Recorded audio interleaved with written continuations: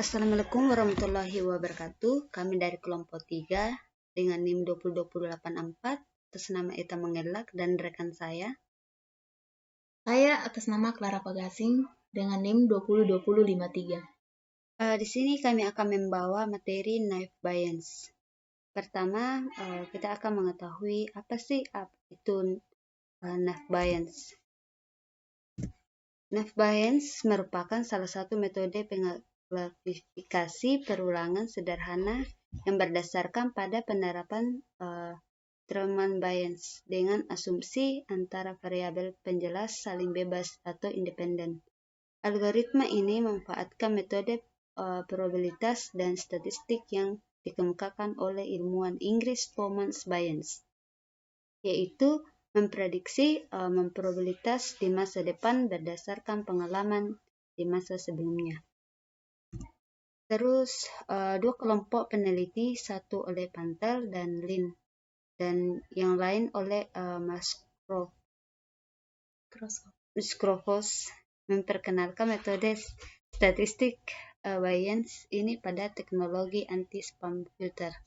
Tetapi membuat algoritma Bayes filter ini adalah mendekatkan yang dilakukan oleh Paul Cram. Dasar dari teorema knife yang digunakan dalam pemrograman adalah rumus Bayes berikut ini. Ini adalah rumus Bayes. Adapun artinya peluang kejadian A sebagai B ditentukan dari peluang B saat A, peluang A, dan peluang B. Penerapan knife bias yaitu untuk klasifikasi dokumen, untuk mendeteksi spam atau filtering spam. Di sini kami mempunyai kasus, yaitu kasus pertama, yaitu misalnya terdapat ingin diketahui apakah suatu objek masuk dalam kategori dipilih untuk perumusan atau tidak dengan algoritma knife bias. Untuk menetapkan suatu daerah akan dipilih sebuah lokasi untuk mendirikan perumahan telah dihimpun 10 aturan. Ada 4 atribut yang digunakan, yaitu C1 dengan harga tanah per meter persegi. C2 artinya jarak daerah tersebut dari pusat kota. C3 ada aturan ada atau tidaknya angkutan umum di daerah tersebut. C4 keputusan untuk melihat daerah tersebut dengan lokasi perumahan. Di sini sudah ada harga tanah C1, jarak dari pusat kota C2, ada angkutan umum C3, pilihan untuk perumahan. Ada beberapa pilihan dan keterangan.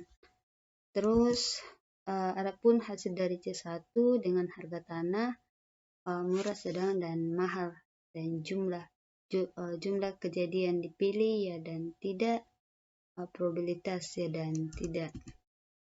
Sedangkan hasil dari C2 jarak dari kota pusat, dekat, sedang, dan jauh. Jumlah ya sama dengan 5 dan jumlah tidak sama dengan 5, itu seimbang. Sedangkan jumlah C3 angkutan umum sama juga mempunyai jumlah yang seimbang, sama juga dengan pilihan untuk perumahan. C4 seimbang juga 5 dan 1/2.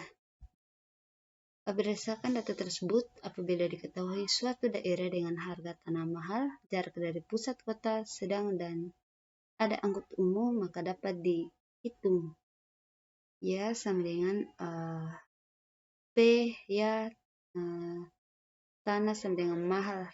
Adapun beberapa keterangan berikutnya.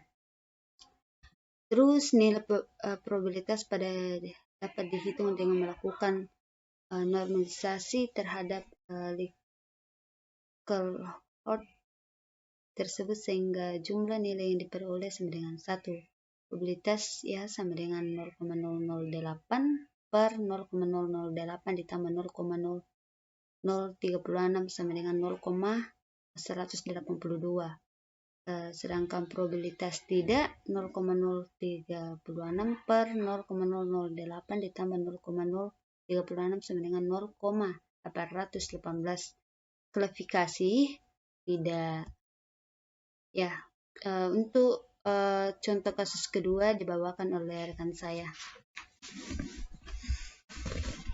Yang pertama, jenis data, harga tanah dan jarak pusat kota yang kontinu. Misalnya, aturan harga tanah atau C1, jarak dari pusat kota atau C2, angkatan umum atau C3, yang dipilih untuk perumahan C4. Namun jika atribut ke I bersifat kontinu, maka P atau XI diestimasi dengan fungsi identitas Gauss. Distribusi normal ini adalah distribusi dari variabel acak kontinu.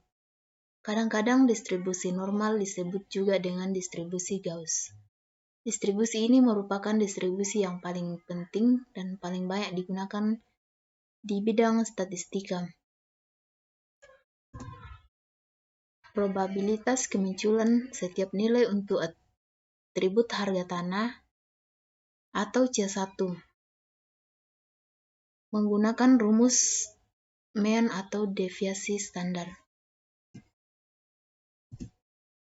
Probabilitas kemunculan setiap nilai untuk atribut angkutan umum atau C3. Angkutan umum, jumlah kejadian yang dipilih, probabilitas ada atau tidak ada. Probabilitas kemunculan setiap nilai untuk atribut dipilih untuk perumahan atau C4 dipilih untuk kejadian probabilitas yang berikut. Apabila diberikan C1 sama dengan 300, C2 sama dengan 17, C3 tidak, maka rumus yang di bawah ini bisa digunakan. Nilai probabilitas dapat dihitung dengan melakukan normalisasi terhadap likelihood tersebut sehingga jumlah nilai yang diperoleh adalah sama dengan 1. Baik, terima kasih. Apabila ada kekurangan dari kelompok 3, kami ucapkan mohon maaf. Sekian dan terima kasih.